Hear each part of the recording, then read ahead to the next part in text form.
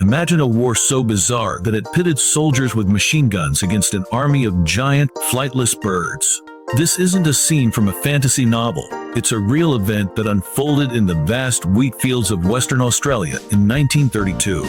Welcome to the Great Emu War, where thousands of emus outsmarted the military might of a nation. Discover how these seemingly harmless birds managed to thwart the best efforts of the Australian Army, leaving behind a legacy of humor, frustration, and a lesson in the unpredictable power of nature. Stay with us as we unravel the incredible story of how a flock of emus outwitted an entire army.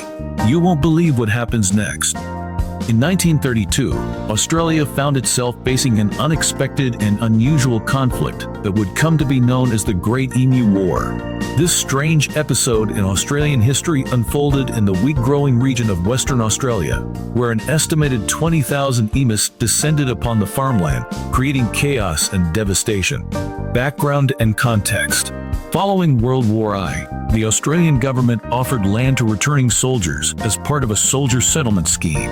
These veterans were given plots of land in Western Australia with the hope that they would establish productive farms and contribute to the nation's agricultural output. However, by the early 1930s, these farmers were struggling due to a combination of economic hardship caused by the Depression and poor agricultural conditions. As if these challenges were not enough, the farmers faced a new and unexpected threat in the form of emus. Emus are large, flightless birds native to Australia, known for their speed and resilience. In search of food and water, tens of thousands of emus migrated from the inland regions to the coastal areas, particularly to the wheat fields of Western Australia. The emus trampled crops, knocked down fences, and consumed large quantities of grain, causing significant financial losses to the farmers. The call for military intervention. Desperate to protect their livelihoods, the farmers sought assistance from the government. They appealed to the Minister of Defense, Sir George Pearce, for help in dealing with the emu invasion.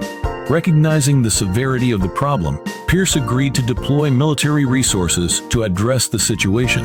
The government decided to send a small contingent of soldiers, led by Major G.P.W. Meredith of the Royal Australian Artillery, to the Wheatbelt region. The soldiers were equipped with 2 Lewis machine guns and 10,000 rounds of ammunition. The plan was to use military firepower to reduce the emu population and mitigate the damage to the crops. The military campaign begins. The operation commenced in November 1932, with high hopes for a swift and effective resolution. The soldiers initially encountered a group of around 50 emus near the town of Campion. As they prepared to open fire, the emus scattered and ran in all directions, making them difficult targets.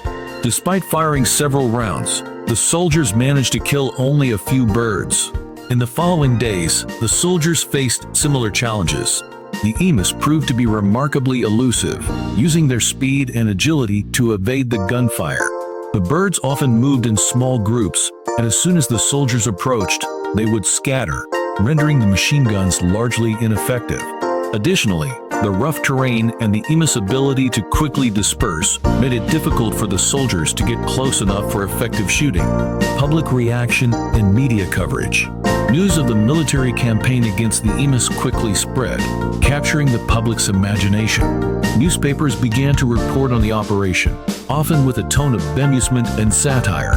Headlines referred to the Emu War and highlighted the difficulties the soldiers faced in their battle against the birds. The media coverage added a layer of absurdity to the situation, portraying the emus as formidable opponents and the soldiers as somewhat inept.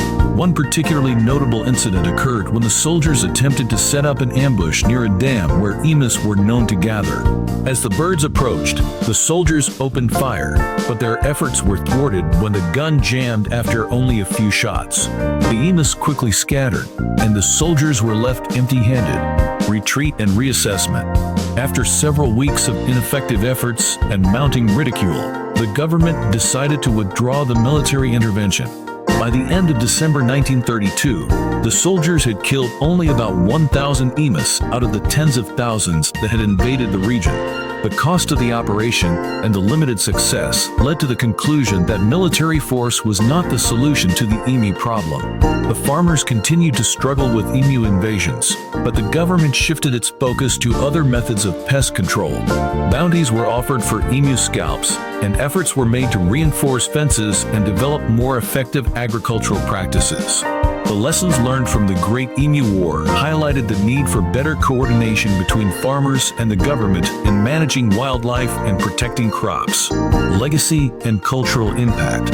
The Great Emu War remains a curious and often humorous episode in Australian history. It serves as a reminder of the challenges that can arise when humans attempt to control nature and the sometimes unintended consequences of such efforts.